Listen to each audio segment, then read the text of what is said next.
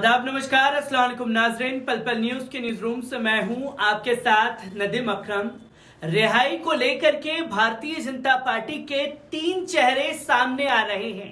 पहला चेहरा वो जो खुद आरोपियों को बाहर निकलवाने के लिए एड़ी चोटी का बल लगाते हुए दिखाई दिए। आप चाहे राहुल जी को देखें या भारतीय जनता पार्टी के उन दो नेताओं को देखें जो इस कमेटी में शामिल हो करके इन लोगों को बाहर निकालने की कोशिश कर रहे थे, और फिर यही लोग ब्राह्मण संस्कारी जैसे शब्द इन लोगों के लिए यूज करते हुए दिखाई दिए। तो वहीं दूसरा चेहरा भारतीय जनता पार्टी का वो चेहरा है जो लाल किले से खड़े होकर के महिला सशक्तिकरण की बातें कर रहे थे, और जब शाम होते होते सच में महिला के लिए आवाज उठाने का वक्त आया तो बीते एक हफ्ते से पूरी तरह खामोशी इख्तियार कर रखी है।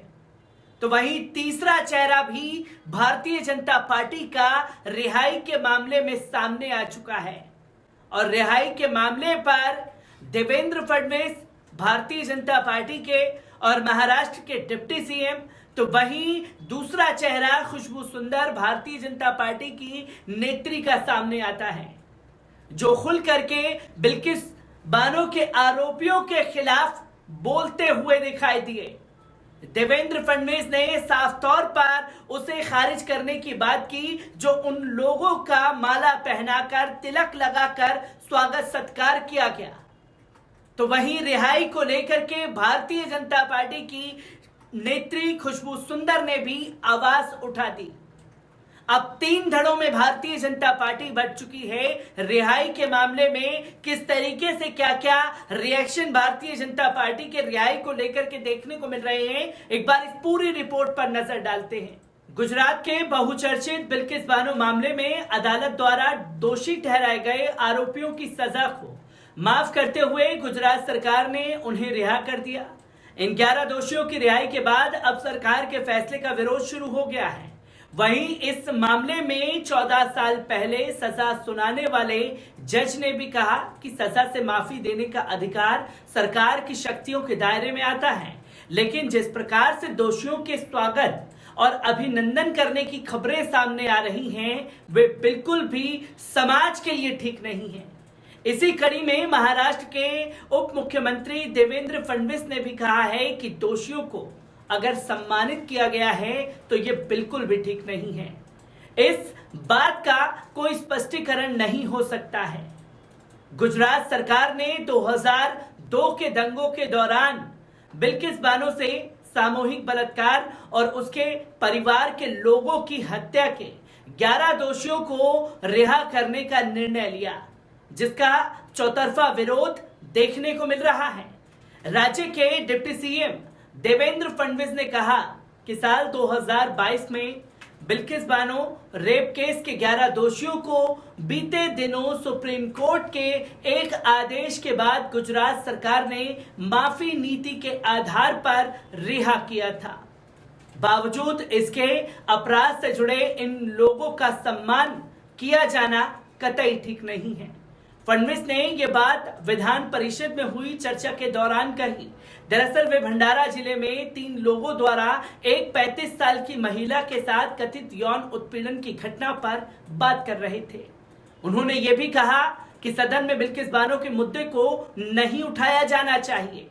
न्यायमूर्ति यूडी साल्वी ने United against Indians and democracy की ओर से आयोजित सॉलिडरिटी विद बिल्किस बानो नामक कार्यक्रम में कहा कि मुझे नहीं लगता कि मैंने कुछ विशेष किया।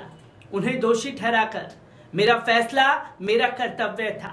न्यायमूर्ति साल्वी ने पत्रकारों के एक सवाल के जवाब में कहा कि राज्य के पास माफी का अधिकार होता है। कानून के तहत राज्य को यह अधिकार मिला हुआ है। उन्होंने कहा कि वे दोषियों को समय से पहले रिहा किए जाने के निर्णय पर कोई टिप्पणी नहीं कर सकते, क्योंकि उन्होंने संबंधित रिपोर्ट नहीं देखी है और उन्हें नहीं पता कि किन तथ्यों को ध्यान में रखा गया है। न्यायमूर्ति साल्वी ने कहा कि लेकिन उनका अभिनंदन कुछ लोगों द्वारा बिल्कुल भी अच्छी बात नहीं थी। दोषियों को यह अभिनंदन स्वीकार नहीं करना चाहिए था। न्यायाधीश ने यह भी कहा कि वे अपना फैसला दोबारा पढ़ना चाहते हैं, क्योंकि काफी वक्त पहले फैसला दिया गया था, लेकिन फैसला उपलब्ध नहीं है। इससे पहले खुशबू सुंदर ने ट्वीट कर एक महिला जिसका रेप होता है, मारपीट और क्रूरता की जाती है, उसकी आत्मा को जीवन भर के लिए जख्मी कर दिया जाता है, उसे न्याय मिलना चाहिए। कोई भी शख्स जो इसमें शामिल रहा उसे मुक्त नहीं किया जाना चाहिए। अगर वे ऐसा करते हैं तो ये मानव जाति और नारीत्व का अपमान है। बिल्किस बानो या किसी भी महिला को राजनीति और विचारधाराओं से परे समर्थन की जरूरत है। दूसरी ओर बीजेपी महिला मोर्चा की राष्ट्रीय अध्यक्ष वनीत श्रीनिवासन ने कहा, चूंकि बीजेपी सरकार ने उन्हें रिहा किया है, ऐसे में इसे पॉलिटिकल एंगल नहीं दिया जाना चाहिए। वनीत ने बताया कि गुजरात सरकार ने क्षमा नीति के तहत प्रत्येक केस का आकलन किया होगा। दोषियों को गाइडलाइंस और केस के मेरिट के आधार पर रिहा किया गया होगा। हालांकि वनीत ने कहा कि महिलाओं के खिलाफ होने वाले अपराध को गंभीरता से लेना चाहिए, जिसके बारे में खुशबू सुंदर द्वारा कहा गया तो वही बातें देवेंद्र फडणवीस भी कहते हुए दिखाई दे रही हैं। पर सबसे बड़ा सवाल जो इस केस में निकल करके आता है वो ये कि भारतीय जनता पार्टी ने ही रिहा किया और भारतीय जनता पार्टी के ही नेता जो हैं बड़ी बड़ी दलीलें महिलाओं के लिए देते हुए दिखाई दिए, तो वही भारतीय जनता पार्टी के जो नेता हैं वहीं बिल्किस बानो के लिए आवाज भी उठा रहे हैं। पर यहां देश के प्रधानमंत्री की चुप्पी हर किसी को अखिर रही है। या ये समझा जाए कि बिल्किस बानो मुस्लिम समुदाय से आती है इसलिए इंसाफ नहीं मिलेगा, और ब्राह्मण समाज से आते हैं जैसे कि खुद भारतीय जनता पार्टी के नेता कह चुके हैं, इसलिए उन्हें रिहा कर दिया गया। और देश नजरें लगा करके बैठा है देश के प्रधानमंत्री के बयान पर कि आखिरकार देश के प्रधानमंत्री की प्रतिक्रिया इस केस को लेकर के क्या आएगी, क्योंकि भारतीय जनता पार्टी 3 भागों में बंटी हुई साफ तौर पर दिखाई दे रही है, जहां आरोपियों को बचाने वाली भी भाजपा और आरोपियों पर चुप्पी साधने वाली भी भाजपा और आरोपियों के खिलाफ आवाज उठाने वाली भी भाजपा। और गुजरात सरकार के चुनाव को देखते हुए जो ये कदम भारतीय जनता पार्टी ने सरकार ने उठाया है उस पर सवाल खड़े हो गए हैं। मैं ऐसी ही खबरों से आपको रूबरू कराता रहूंगा। दीजिए इजाजत, शुक्रिया।